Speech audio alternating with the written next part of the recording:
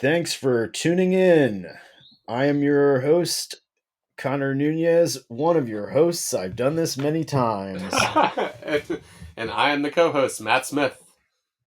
Welcome to Apocalypse Duds. We have a very good show, a very, I would say, entertaining show coming up for you. It's been long in the works. We talked about a lot of stuff. We talked about how to find clothes that fit and why that's important, and we talked about language acquisition. We talked about pronouncing words in French, which is not always easy. Yeah. And Clea was a great guest. She's a musician based in France. And Lyon! I made a reference to Midnight in Paris, the now disgraced director Woody Allen's movie, and the only reason I knew anything about Marseille, because I have shit taste in movies.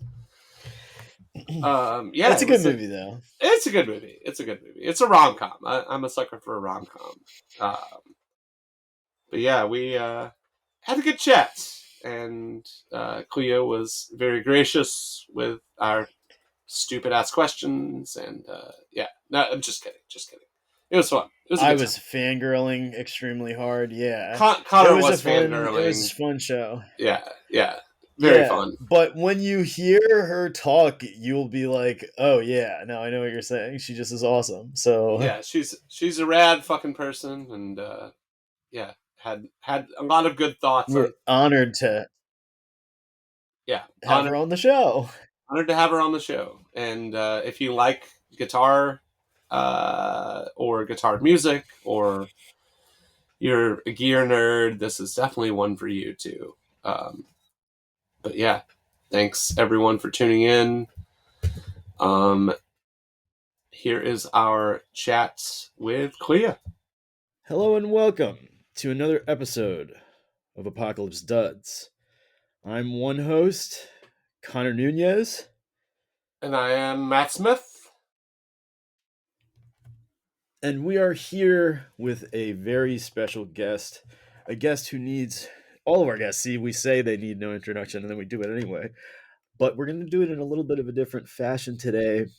Clea, good afternoon, good evening. How are you? So happy to see you there. Everyone, we're all wearing baseball hats. You don't know that, but we are. Good evening, Connor. Good evening, Matt. How are you guys? Good evening. What time is it in your part of the world right now? It is 8 p.m. 8 p.m. Okay, so 5 hours ahead, basically. So absolutely from us East Coasters. Yeah. How has the day been? Obviously, you're doing a nightcap interview with us. Absolutely. Well, the day's been actually quite ordinary. I had lunch with friends. Really, I just had lunch with friends, and then I came back to my apartment. No, it was at university, so we don't really have a choice. But I had. That's how it is in a socialist country. Right. I don't know how it's called, but we had like beef. I think we had like a beef piece, if I can call it that. Beef piece. A beef piece, roasted beef piece, and what do they call them? French fries. Steak. That's the steak. Yeah, that's how you call it. Very good. You guys really do eat better over there, don't you? Maybe we do, yeah. They're trying to get us to eat bugs at our universities. So I was going to ask you, because I would fuck it up potentially. How do you pronounce your name? So actually, how do you introduce yourself? So my name is actually Clea, so with an E sound. Okay. Yeah, and an A sound, so it's a Clea, that diphthong. Yeah. So did I not say that? So you said Clea? Because obviously. Oh, so it's very subtle. It's very subtle, but it's actually. But I like that. Well, you might like it, but you're the only American at least, that pronounces my name this way. Oh, wow. Well, that is a rare honor. So I was going to say something also that I think is pertinent to this. I have been pronouncing this French word Blausen. Blausen, absolutely. Yeah. Well, And yeah. I think I humiliated myself in front of you months ago by telling you this fact. mhm. I think that there are plenty of words in French which it would be funny to an American to pronounce at all. Yeah, yeah, absolutely, absolutely. And yeah, well, for Blausen, for starters, that would actually be blouson, which doesn't Right. sound Right. anything like how you said it. No. But it's Right. blouson. Yeah, I was Yeah. equally embarrassed secondhand for Connor when he told me he had been pronouncing it that way for a decade. And I was Yeah, like, and I don't know Yeah. any French people. Well, now you do. Could I have Actually, learned that's could I have learned to pronounce the word? No, I'm an American. you could have been in contact with French people. Don't you Could have know? been in contact. Well, now I am. L'Astrolabe? Have you never talked with L'Astrolabe? Didn't you do like? Yeah, we did. And we So- made fun of him for being French too. Exactly. We're not making that was a fun. lie. We're just gently ribbing. Okay. Yeah. Gently ribbing. Oh, Don't we have a historic rivalry? And to get into kind of a second point, like I asked you earlier if you remembered learning English, because I think that's so interesting, because I think almost all Americans can't really remember it. It just Mhm. like is in your brain. So I wanted to ask you if you like had any thoughts about that. I mean, you speak more than one language, which itself is like an insane achievement even. Mm-hmm. It's quite normal in Europe. I'm kidding. Yeah, See, fuck you. So, and I also wanted to say that, like, Clea, fuck, I didn't. Don't be scared of pronouncing my name. Yeah, I am It's fine, scared. no problem. I also have like a little bit of a southern drawl, and my voice No is kind of problem. shot right now. We but do love a southern. if I did not know you were from France, I would just hearing you assume that you were from the UK. Like, it's a very interesting that I feel like along with the language, you also picked up like a dialect of your own. I did, but that's mostly because I think most of our teachers in France had been educated in the UK, and when I wanted to learn the stuff that I had available, the resources that I had available were actually English people. So that's how it happened. So that's the first dialect. And, well, it's not really a dialect, rather an accent. I'm just a fan of accents. I'm an accent nerd. So it started with that. Okay. Yeah, it's so cool. It's like, I don't know, all of that stuff. And we in here, not to interrupt you, I mean, we just have a limited exposure to accents in America. Like, there is variation, but it's subtle for the most part. Absolutely, yeah. Well, I'm not very familiar with. I know that there are different accents in America. I tried once to sort of listen to all of them, but I can. Do you have an American accent, like impression? Like everyone I met in Europe was happy to give me their impression of what an American sounds like. Well, I can try for a few minutes. For a few minutes. For a few minutes. That is That is commitment to the bit. If you want. For as long as you feel like it. Yeah, I would be very happy to hear your American accent. I'll just be two different versions of myself tonight. Okay. Yeah. Sounds solid. Sounds so, where are you from, and where do you live now? So I'm actually from a little city called Saint-Étienne, in the south. It's not really the south, because people from the south of France wouldn't say that it's in the south, but it's kind of in the south of France. And I currently live in Lyon, which is the third city of France, even though we do like to say that we're the second, competing with Marseille. Which is where L'Astrolabe is from. Absolutely. I remember that he's from Marseille as well. Yeah, but we do compete about that, because we say that our city is prettier. What do you think about Marseille? Because Marseille, he described in like kind of a rough and tumble, like working class kind of city, which is awesome. Well, yeah. Well, obviously, I don't want to say things about a city that I don't really know, but that's sort of the idea that most French people have about Marseille, is that it's really working class. You've got a lot of people that are quite, how can I say, it's not really extravagant, but rather vulgar people. Swarthy. How did what word? Swarthy. Swarthy. I didn't know that word. Yeah, so, it's like I think it means so it means dark skinned. It means other things. Okay. Like I don't know, sailors. I feel have been described in that way. I associate it with pirates, like the classical type of pirate, like swashbuckling. Okay. I don't know if I would associate it with that. It's very sort of a sea navy. I would call it, kind of navy lexicon. I wouldn't quite say that about Marseille.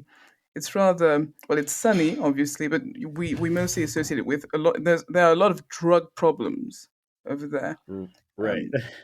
So most of the time we think about that, but it's also a very pretty, very beautiful city to just go and spend to vacation in, if I may say. Yeah, there's some like art tie-ins to it as well. I feel like classical Did you say art French ties? art. Yeah, like there are touristy like art, things related to. Yes. Yeah, that's all I know about it from a really bad movie. So. What's the movie?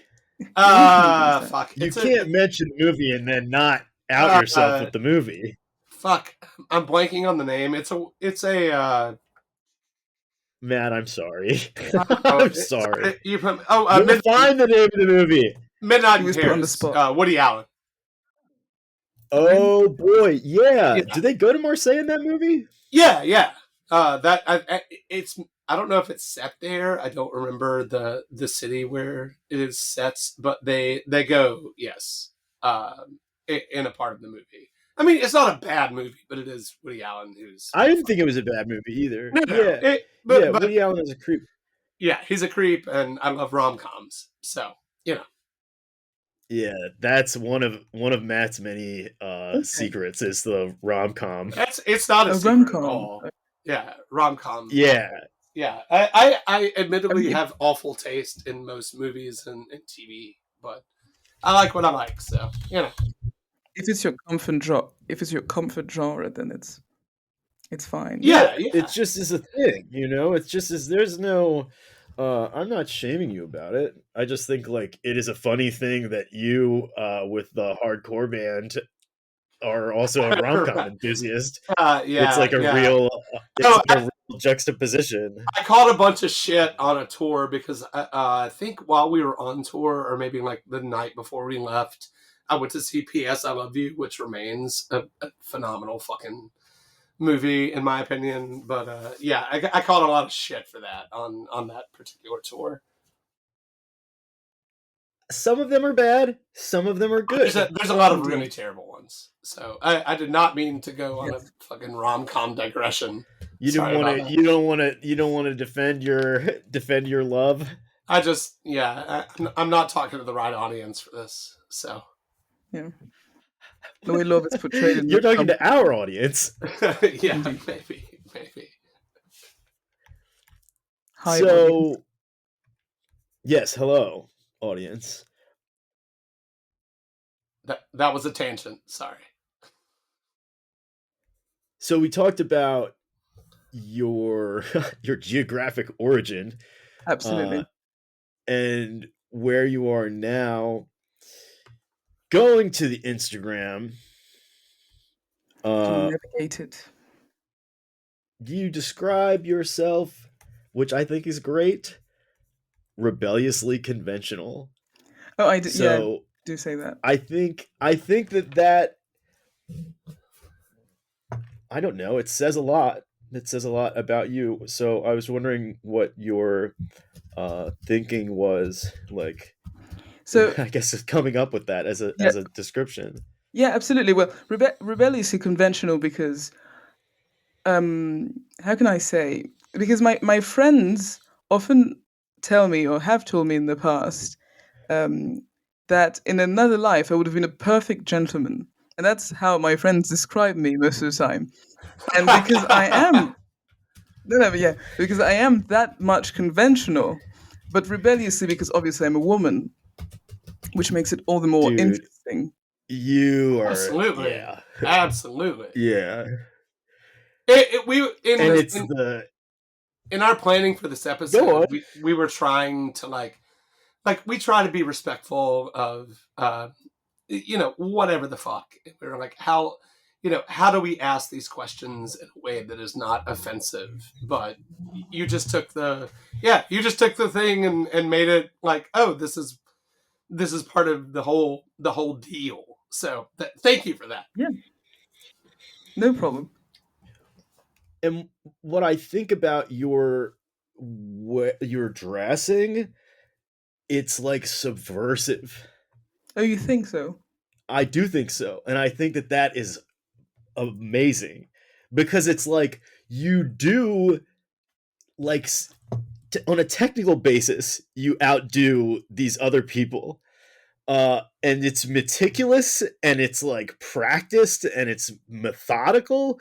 Mhm. Yeah, it just is fucking awesome. So Well, yeah, thank you very I much. mean, I'm happy. I'm happy to know you, to see whatever is in store.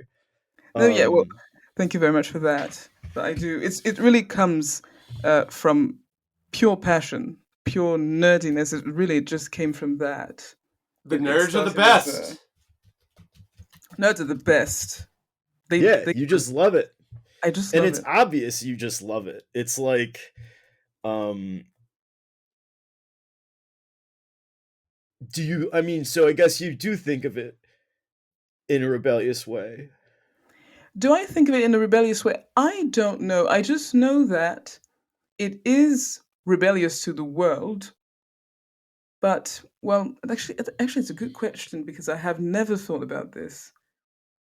Do I think I am a rebel whenever I dress up in the morning and go out into the world? No, I just think that I'm my own person, really. I'm You're just living being in your my authentic self. I'm just living in my own thing, which happens to be that. But I don't do it just to go against the flow, you know. Yeah, and I'm not trying to imply that because that No, no, is no like problem. obnoxious, right? And I do think that because it is not you making a conscious effort, that it makes Mhm. it that much more pure and fucking cool. Yeah, yeah, yeah.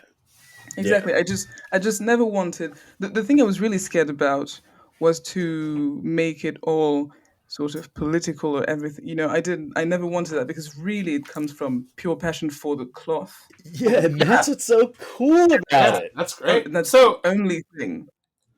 and how did you get into like tailored clothing or Ivy style? I mean, I don't think that I wouldn't consider your vibe strictly Ivy, but Yeah. where did No, that come no. from?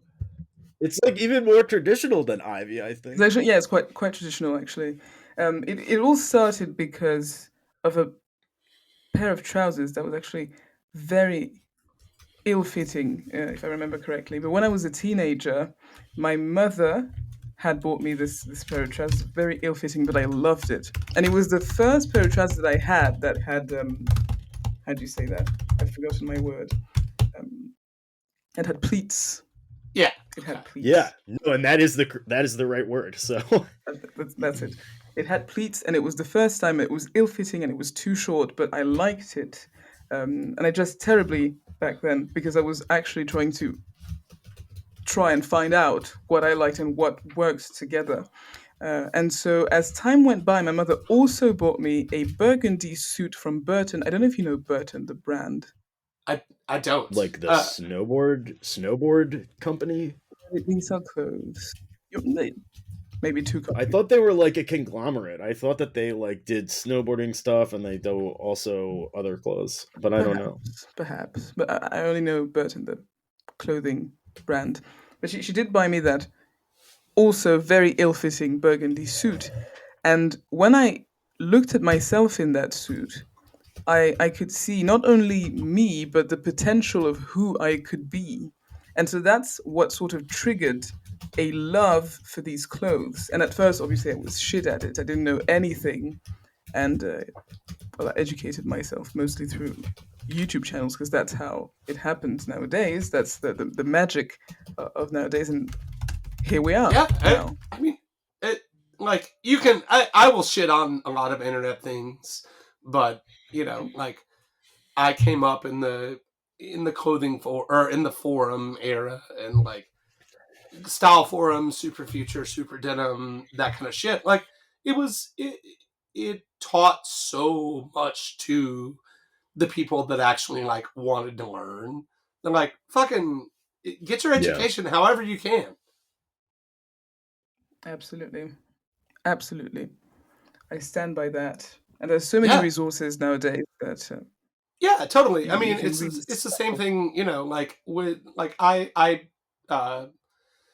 I consider music and clothing like my two biggest passions to be very synonymous with one like each other, and it's got a certain vibe. We talk about that a lot on the show, but the streaming culture, as bad as it sucks, for a musician or for someone that's into music, like the ability and the accessibility to find new shit that will change who you are as a person, like clothing does, and this nerdiness that we all possess. Like it, there's ways that like aren't having to go to a record store and buy a CD.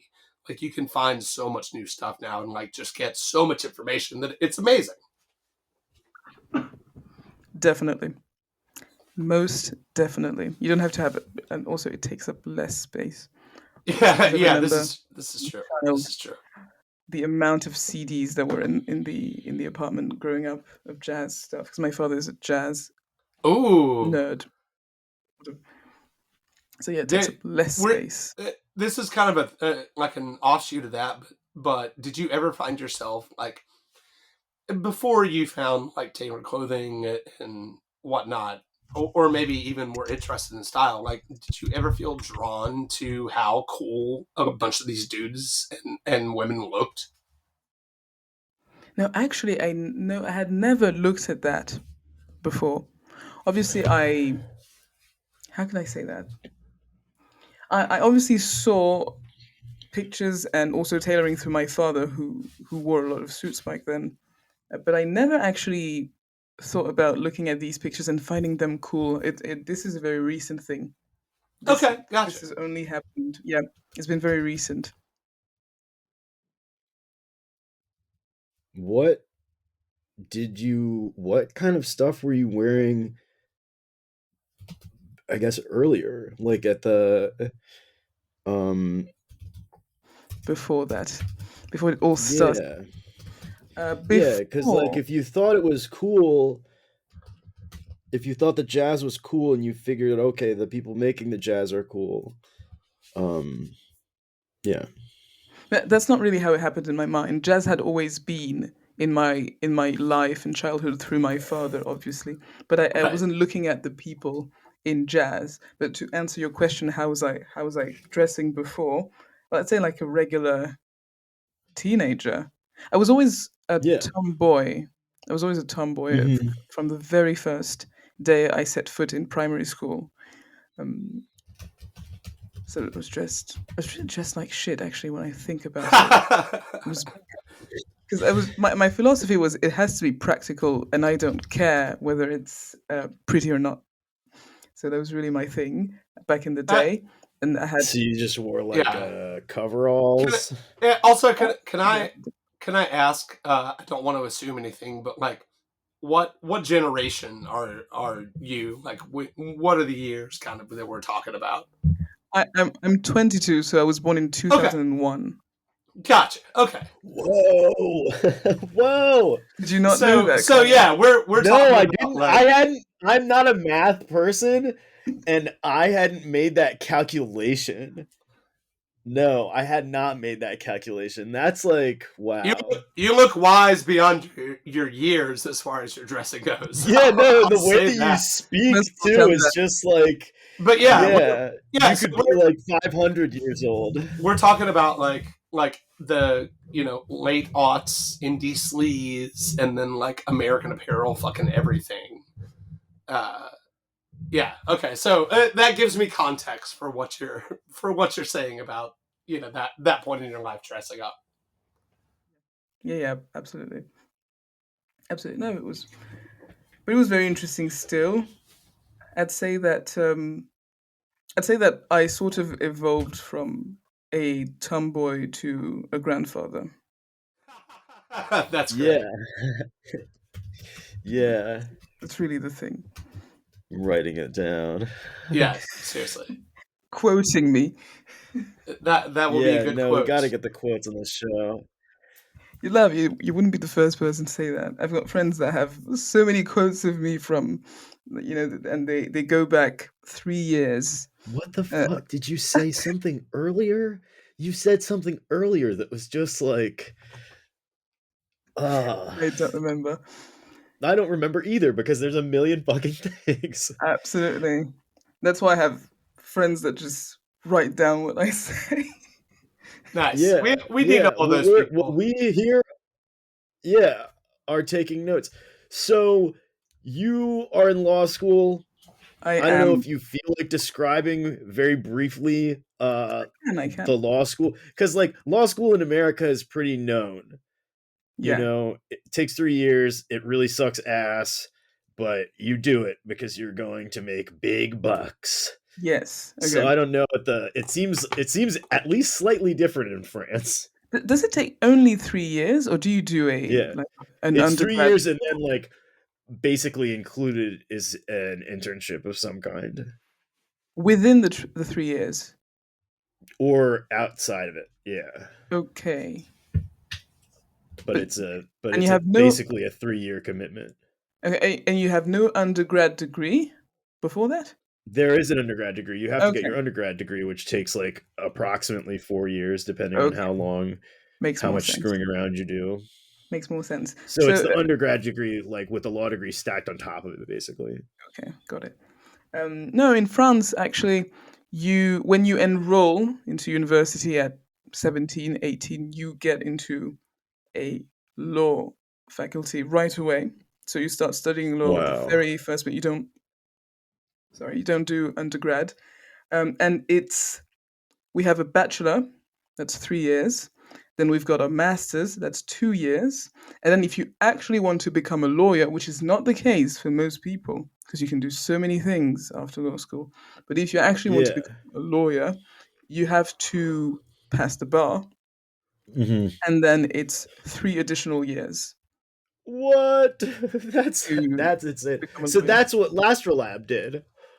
Yes, most likely. So what is that? Like approximately 10 years? I'd say rather not 10. That's 5 plus 3, 8. 8 years, yeah. To become a lawyer, obviously, you don't have to become a lawyer to practice law. Yeah. Is it like a separate thing, like the barrister that exists in the UK? I see. Well, I'm not quite familiar. Actually, in spite of my accent, I'm not quite familiar with the UK system. So I don't know. Well, you can't know literally everything, can you? I could if I read more often, but I don't. Yeah, so, in a few years. In a few years, don't worry, I'll know everything by then. I don't have a point of reference with the UK system. All I know is, honestly, after 5 years, once you've completed your master's, you can practice law in businesses, but just not as a lawyer. Interesting. So more of a in order to be a lawyer type shit. I wouldn't call it. Well, the word in French is juriste, which has this Latin root of like juris, which is the law. But they just not that they don't have the title of lawyer, and they cannot wear, because I don't know if you know that, but in France lawyers wear a this robe. is crazy. Yes. Yeah. And they cannot do that. So, dude, are you going to wear a robe? I might if I actually pass the bar. If I You're survive. gonna get the fuck out of here. So, what is gonna? So, do you have a say over the robe, or you just get the robe? Oh no, you have a say. You have it made by a tailor. It's you do have a say. Yeah. Yeah. Completely. Wow. Maybe get Have some. you? Can they make a robe out of Hardy Minutes fresco? Because that sounds wonderful. I wish. I don't know. I don't know that for sure. I would have to check into the specs of how. What if you have to get it and it's some shit like melton wool and you have to wear it in the middle of summer and you're like, motherfuckers, I hate this. That's what I'm saying. Like, does it? Yeah. Do you have a summer robe and a winter robe? Like, I actually don't know because actually you only wear. We caught you unaware on this one. Yeah. Not to mention, like, this may be, just a stereotype that I'm perpetuating, but not to mention, like, isn't Europe kind of like famous for not really having air conditioning, like in the way that America does? Yes, definitely. Yeah. Well, you literally exaggerate with air conditioning. I stand by this. We have fans here. Okay, fans. Yeah. I stayed in a Florence like Airbnb when I went to Petit, and it was one of the hottest rooms I have ever slept in my life because there was no nothing. AC. Yeah. So, like I said, I didn't mean to perpetuate a stereotype, but I can imagine a robe in even like the most mild of summer days not being that enjoyable. Well, you have to make do. But at the end of the day, you only wear your robe inside a courthouse. So technically, courthouses. Well, I don't know actually. I'd have to see. So like most attorneys in the U.S. like are suited to go to court. Indeed. So you are like wearing your robe to practice law, to do the courtroom examinations. It's only for the lawyers who plead. It's only for the lawyers who plead in court, right? So when you're a lawyer, for example, we talked about Lestrolab, right? When he's at the office, he's not going to wear a robe because he's not pleading. Right. So it's really only. I would love to know what his robe choices are. We'll have to get him on again. If he has, because he's got like he's gonna have one stitched together of like old Brooks Brothers OCBDs, Well, that would be wild. I'm not quite sure the bar would allow you to plead in that. It'd be disbarred. It's the fun robe. Right, exactly. But it's a piece of clothing that has got like it carries a lot of tradition. There are a lot of rules around it, a lot of traditions around it. You can't really just wear it like that. You don't have the right to wear it to anything. You can't even wear it outside unless you are demonstrating, which the French do a lot, or there's a funeral. Okay. That would be kind of a flex to wear a robe to a protest. Well, they do that. Lawyers, when they protest, they have the right to wear their robe. That's cool. Wow, that's amazing. That's cool. Yeah, that's amazing. We talked about tradition. I think of this in sort of that way. The Fitbit is a tradition. The Fitbit is like the currency of our community in a way. It's like a way to vouch for yourself, to evaluate other people. And so if you scroll your Instagram, if you go to the beginning, you see like a trajectory of like, not like my shit is even good, but like even on mine, you can see like, well, right here, he figured out like to stop making that fucking face, like it went on. So I wanted to ask you just generally like what I assume you're location scouting, right? You see a place and you're like, oh, that door would be a great Fitbit. So you like write it down in a little book. So actually, no. Let me tell the story, but I have to give credit to Matilda. Connor, you Shout know out her. Matilda. Absolutely, Matt. You might not know her yet. So she's the person who takes the pictures, and she's the one who scouts the location. Photographer. That Sort of. explains it. Well, give my compliments to the chef. I mean, Definitely, she'll be glad to hear that. But she is, if you don't know who she is, she's the woman in the latest picture I posted. And she's the one who scouts for those locations. She's the one who scolds me into posing because I'm very awkward in public when it comes to posing because I feel posing stupid. Sucks. Really. Yeah. Posing sucks. It's terrible. Definitely. It's just you just feel stupid standing there having to make faces. It's a real job, actually. So she's the one who does all that. She's the one who took the account. Before I just had these fit pics I was trying to do at home, and when you see me in big angles in different spaces, it's all her. All her doing. Well, so about one question about because we have a later question here about the headless fit pics. What? So I guess there wasn't like a decision. It was just like we can do the pictures in a better way now. Like let's do them in a better way. She just told me, you've got potential. I have to take pictures for you because the way you take your pictures is just not unleashing. Wow. Yes. Yeah. Yo, sometimes you need some tough love from your friends. Yes, absolutely. I need someone to intervene on my behalf. I tried my fucking best, you asshole. I'm just kidding. Yeah, and look at me now. Look at me now. Yeah. So I'm wearing a denim shirt and denim pants. Hey, I love a Canadian tuxedo. Yeah. What jacket are you wearing, Clea? Yeah. What thing am I wearing? Oh, right now. I'm wearing it's cool. This little thing? Thank you. It's actually from Uniqlo, I think. It's denim. Okay. We should get fucking sponsored by Uniqlo. I mean, we talk about them every episode. Yeah, pretty much. And it looks like it has raglan sleeves. It does. It's a worker's jacket, with the little pocket here and the two pockets on the sides.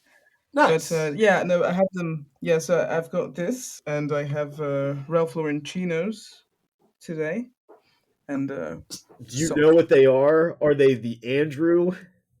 I do not know what they are. I found them. That's okay. I don't think it's marked on all of them. I do not know. Yeah, I didn't check. I wanted chinos back then. I found that, and I was happy. It's a solid fit. Yeah, well, you can't go wrong with them. Yeah, it's a really cool jacket. Thank you very much. Thank you very much. Just out of curiosity, the social circles that you run in, obviously, Matilda seems awesome and gets it. But are you one of the only people that are wearing tailoring? Like, do you stand out, or is it just kind of a mix of like rad looking people? No, so obviously I'm in law school. So in law school, you have most students dress normally, if we can call normal, or should I say average, which is not a critique. Average is just a word. But then we also, there are always certain people in law school that wear suits. But the difference with me, and I've got a good friend as well who wears suits beautifully in school. And I met him this year. I saw him. He was wearing a beautiful chambray suit, and I talked to him, and that we became great friends. Lovely.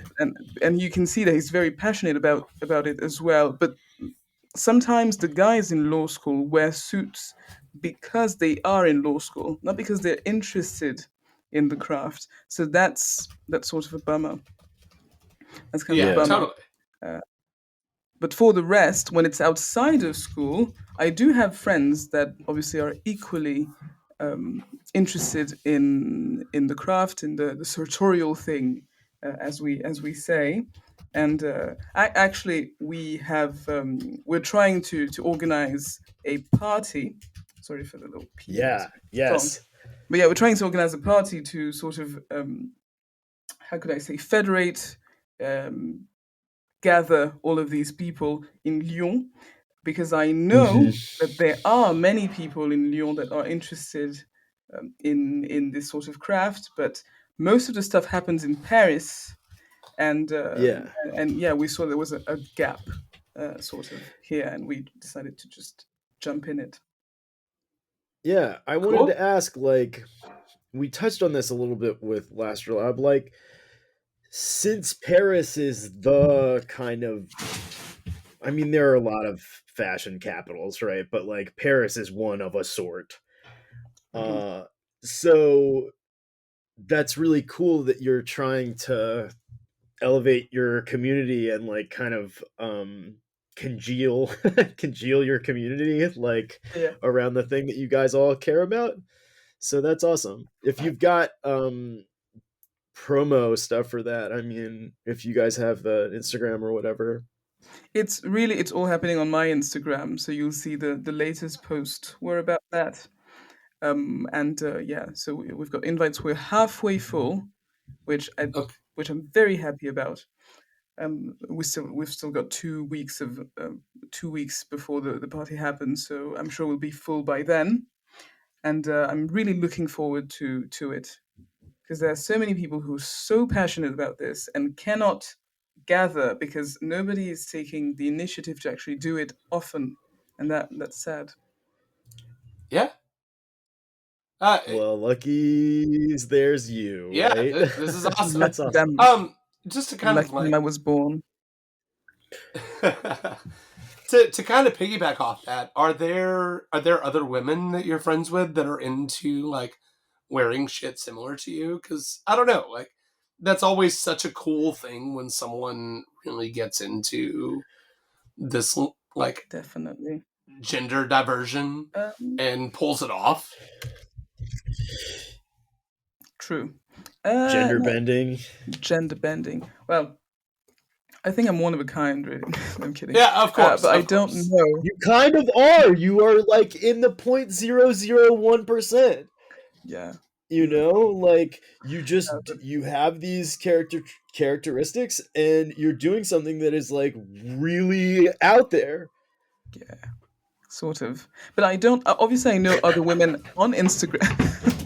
I know other women on Instagram. We have. There's women in tailoring. Right. I mostly meant like I mostly meant in your friend group. Like you're talking about in my friend group. No. Oh, okay. In my friend group, no. I don't know anybody else any other woman who would be interested in the way I am. Yes, that's what I'm saying. Like you are one of a kind, one in a million. Like it's just really cool. You're like out there swimming against the current. Like and I don't just based on our guests, you and Laura and Zoe should like hang out, because I don't know. Oh, perhaps, yes. Yeah, we love talk. Yeah, Stace. Also, I'm trying to remember just off the top of my head, like people that wear tailored clothing that are not white, men. That are not white men. Not totally white, but you know what I mean. Not non-males. But, yeah, obviously. Yeah. Well, then. No, you want to. It's a pretty white space. I mean, it's definitely I don't a white think that space. Anyone could argue otherwise. Like, certainly. So it doesn't have. I guess it doesn't have to be subversive to still be anachronistic. Yeah. It's we're just like out of its place. We're just all into cool shit, and our lives in this little community that we have are fucking. Our overlap is great. No, true, and most people are very, very, very nice. Yeah, totally, and very fun. You can tell that really those are people that love the craft, and they're just interested in anybody else who likes it as well. Yeah. It's all of us. So we're all just weirdos trying to find other weirdos that share our same interests. Exactly. So, and well, obviously the my account is still very small, but I have never encountered any hate or any Hell yeah. really any disengaging comment. Who could Not yet. say shit? To Not yet. harkening Shit, harkening absolutely. back to forum culture, I am so happy that is not the MO anymore, because I've seen some murderers on clothing forums. You know what I mean? Yes, I think I've seen some. Well, Yeah, I was they on the used to be forums. really mean. Yeah, I've seen some screenshots on Derek Yeah. Guy's account, I think. Oh, Derek has so many good fucking stories, and like talks about this constantly, and it never fails to crack me up. There you go. There you go.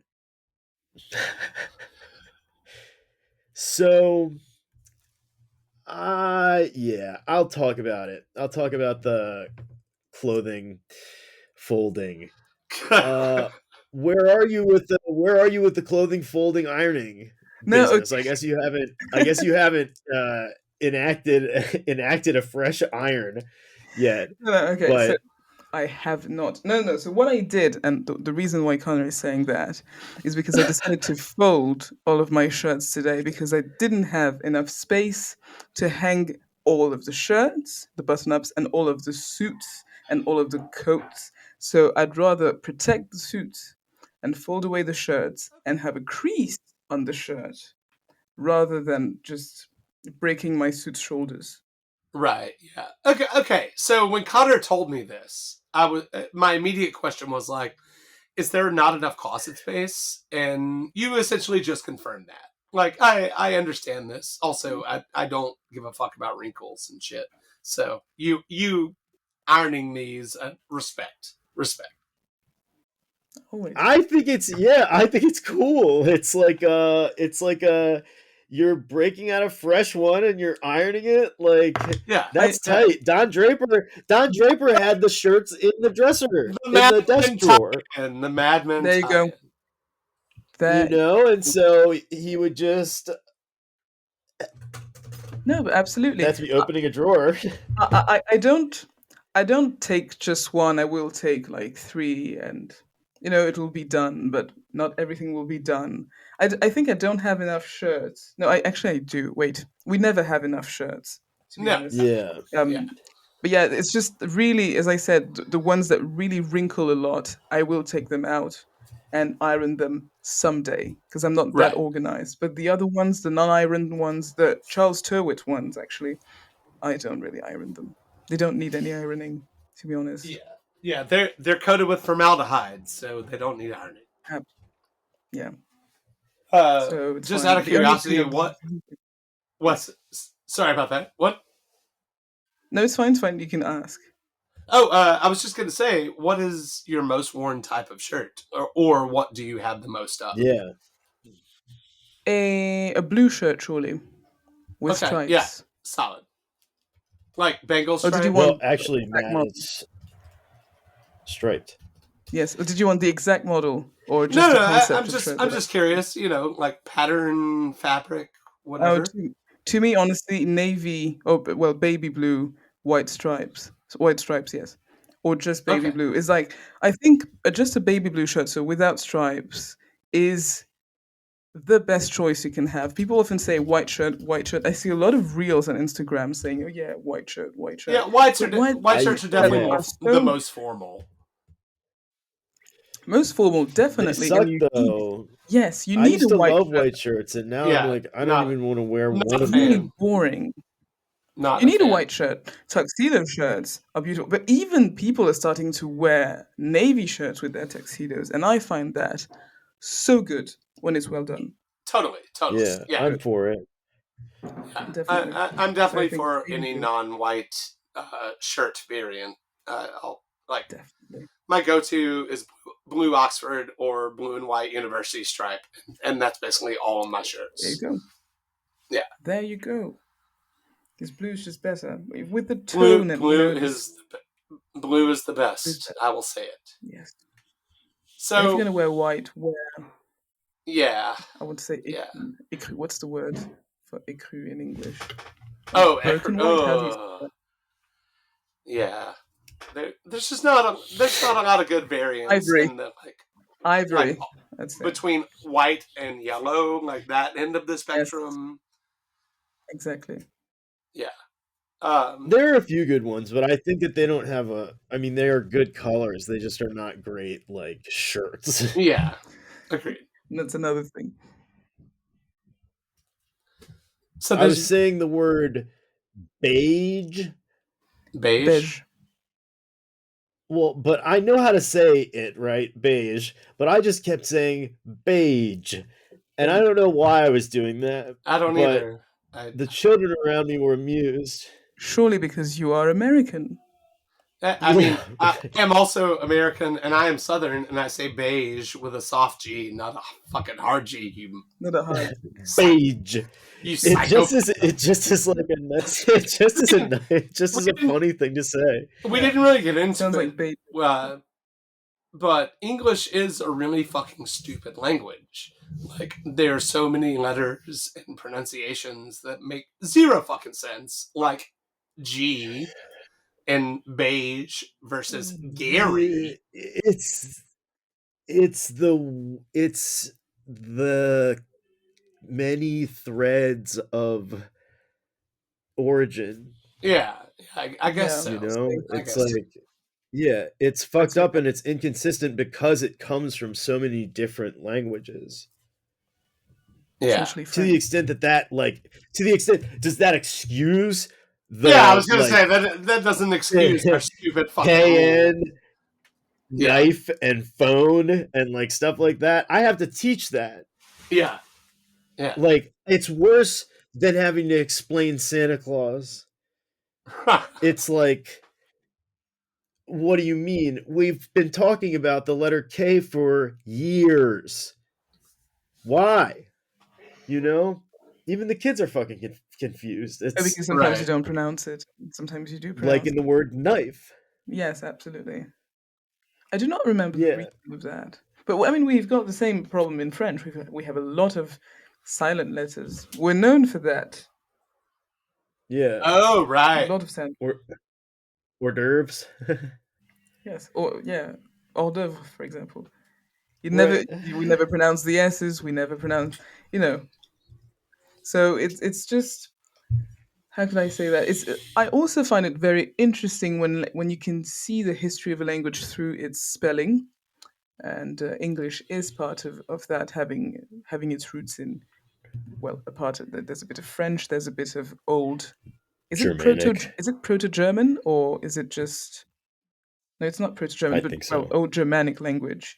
And it's very interesting to see that all of your GH words, that people are scared of, all of the through and thorough and throughout. It's just very fun. Which, I know that I wouldn't have been able to learn English as a second language. Like, You would have. It's really not that complicated. That's what I try to teach my students, because I'm a tutor. It's really not that complicated, because English, the first thing is, when you speak French, obviously, from that point of view, or even if you speak Spanish, actually, first of all, you don't need to conjugate the verbs unless it's the third, well, he, she, it, where you need to conjugate it at the present tense. Otherwise, you just don't need to do it. And that's already such, that's so much effort that is taken away from you. I don't want to get into this on air, but I took Spanish class from second grade until I graduated from college. I still do not speak Spanish, but that is a mind-blowing revelation to me, and maybe I could be successful with Spanish now that I know that, because it's so tedious to fucking conjugate all of that shit. Unbelievable. I do agree, especially when you come from a point of view or a standpoint where you don't conjugate your verbs. And you have to. I understand, I really do, but it's not that. English is actually pretty easy. Interesting. Try learning Finnish. and that's another Oh, world. yeah. We gotta get Henrik on, who speaks, I think, 5 or 6 languages. Which don't even give me the European shit. If you speak more than 3 languages, that's like you're like in a different territory of Definitely, mental acuity. you're in the, or he's just a language learning nerd, which I would understand. Well, he's a linguist. Well, there you go. He just loves languages. Languages are so much fun. I don't know if it's the subject of it all, but it's just really, really fun when you get into it. I like words also. That's my contribution with my one language, with I the one like language that I words. Yeah, know. yeah. I have a hard enough time picking up on the variations of the Southern accent that I don't know if Hmm. learning a second language is in the cards for me. You could. Anybody can learn a second Yeah, language. yeah. People Maybe I'll who failed by Duolingo it school. one of these days. Do not do Duolingo. It doesn't help. Yeah, I'm kidding. I have no I'll tell idea. you that. I Nice. had So like a 400-day streak, and I like didn't had not really learned anything. in Spanish, Yeah. yeah, Yeah, So you I see. can So pick that's up not on really your fault. things. Yeah, Yeah, like the but more you'll that you're speak it. around varying languages, the more like it's more of a conversational. I would assume. Like I don't know, I know Definitely a starts with handful of that. Yes, words, but and it no, starts but with that. immersion is the way to go, I think. totally. Immersion is definitely the way to go. Yes. But If you don't have the easier said than country, done. you fake the immersion. Right. So from your Instagram, we have deduced that you play music, guitar. I've I seen. do. Um, do you? What's your relationship to that? What do you play? How long? How often? It's it's a relationship of deep, deep love that I have with music. Hell yes. I yes, no, I started learning the piano when I was 5, I think. So I was put at piano school. Yes, I was put in piano school, and 2 years after, I wanted to quit because I wanted to play guitar because we had done a gala, as we often do, and the nephew of my piano teacher was playing the guitar on that Pink Floyd song. How's it called? Uh, we don't need no. Anyway, Oh keep yeah, going. yeah. Another brick in the wall. Absolutely, thank you. And so he was playing the guitar on that, and I found that so cool that I wanted to just pick up on the guitar. My parents and my teacher said no, but just do another year of piano to just check if you really want to do that. I really wanted to do that, so I did the year, and then I quit piano. I picked up on guitar. We had a guitar at home, so I just started learning it by myself. And at 12, I enrolled in the conservatory of music, and I stayed there. I was in the classical department. I stayed there for 1 year. Then I went to the, how can I call it, current music department, where I stayed for 5 years, and then I had my degree, and I left That's the awesome. conservatory and Wow. started. Yeah, Yeah, Wow. yeah. So But as a guitarist myself, what is your rig? what's a rig? Like your guitar, your amp, effects, if Oh, you use your them. setup. Yeah, your my setup. setup. It's really shitty actually. I have a Stratocaster. Yeah. And Yeah. my Hell my yeah. amp my amp is real shit because I didn't buy it. My father did, and he knew nothing about amps. And I don't even know if it's a brand. The thing, it's really shit, really really shit. But it does the job. Yeah, It does the totally. job. Yeah, Yeah. it doesn't even. Do you So have like a dream amp? Definitely, I wouldn't call it a dream amp, but that's the amp I would buy next, and it's one of the Fender amps that we use in the conservatory because it was so good. Yeah. It was very good. I don't remember the name of the model, unfortunately. It was a good Fender amp. I'd get that. And then at the end, a Yeah. Marshall one, obviously. nice, So, yeah. nice. How long have you been playing, Matt? Like, how long have So you I'm played for? I'm 40. I started playing guitar around 12. And I did. I'm a drummer. Like that's what I started on in middle school and did percussion and things. I'll say I didn't really start playing guitar seriously until I was probably like 18, 19 or something. So that was the drum major. Isn't that correct? I was not Matt? the drum major. No, I was captain the drum line for 2 years. But yeah, I play guitar. Sorry, which sounds impressive anyway. I guess it's just mostly because I was the oldest. Is hard. Percussion is hard. Percussion is really hard. Yeah. But I don't. I know it's a different thing than playing guitar. Like I'm not really trained. I'm mostly self-taught and play a lot by ear. I know a little bit of theory and things that's like impressive. That. But yeah, like I play guitar like a drummer would, like kind of like Dave Grohl. That's like, great. Yeah. And Matt actually hits it with a drumstick. We want that. We want that. I haven't hit my guitar with a drumstick, but yeah, I'm in a band now for the first time in like 15 years, and yeah, just kind of digging it. What is the band called, Matt? It's called Extinction Age.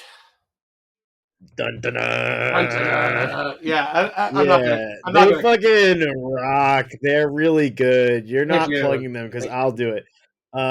Really, really, really, really good. Amazing to have seen the whole process. Yeah. But now I think that they are close to release day. Yeah. So be on the lookout for that.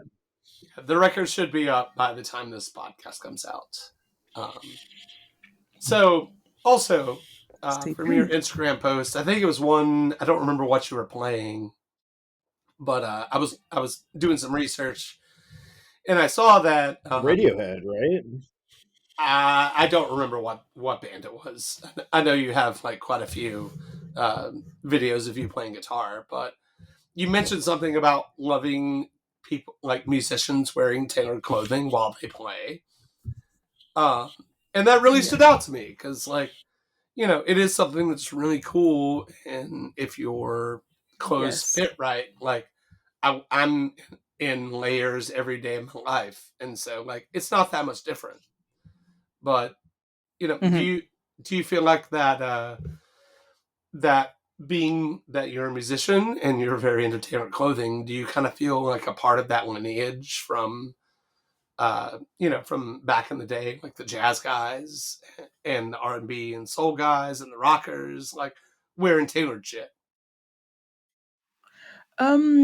Actually, no, I don't think I've ever seen myself as that because I'm not trying to impersonate them or Miles Davis, of course, or any of these guys. So I actually never thought about it. It really was because I find it cool because it brings together two things that can be seen as sometimes opposites. Because obviously, guitar, especially, or drums, or any of the more rock and roll, jazz sort of instruments, and when you do that in pristine tailoring, I just always find the contrast so alluring, especially if it's on women, but also if it's on men. Right. I just find it so cool because it brings together two worlds that nowadays don't have much to do with one another.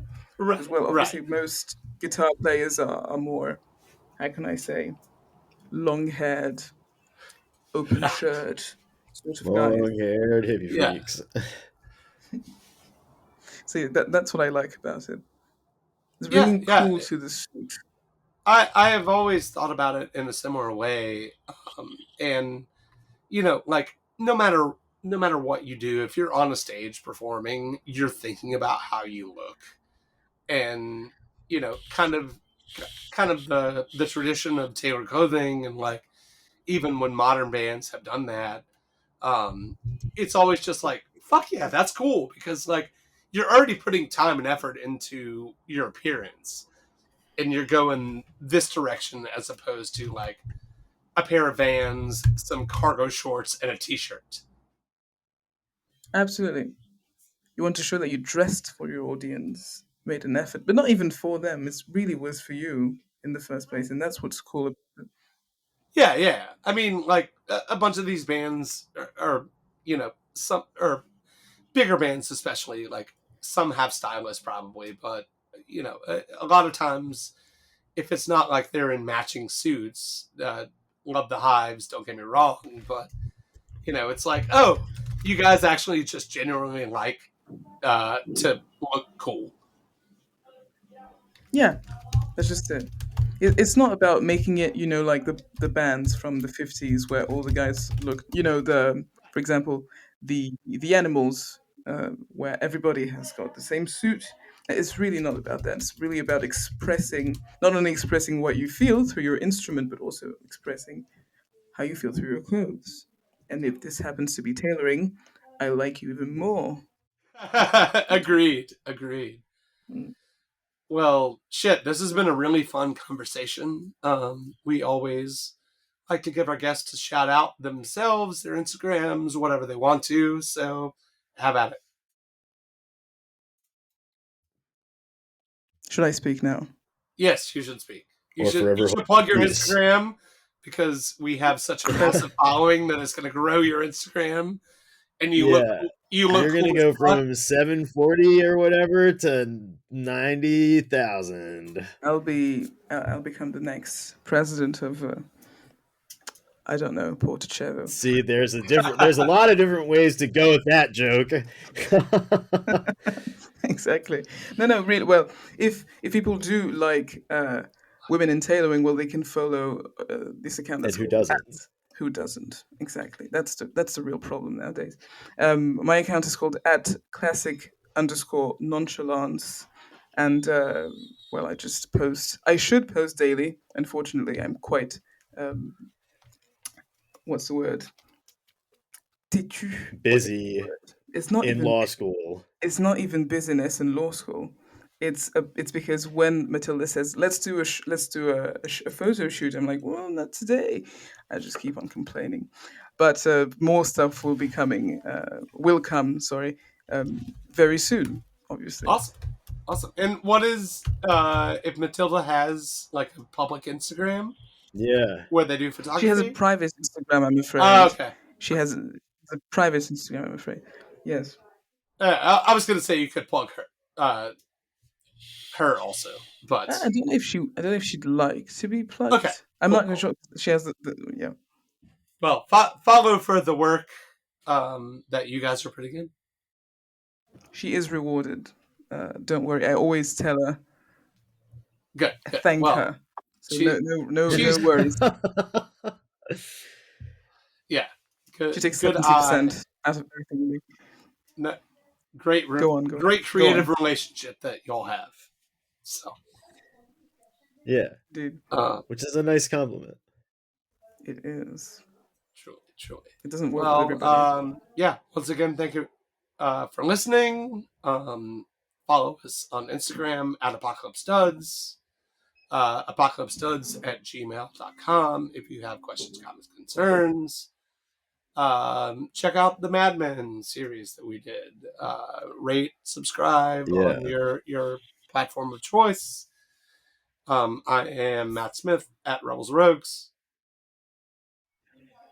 And I am Connor Nunez @RealConnorNunez. And we will see you next week. Cheerio.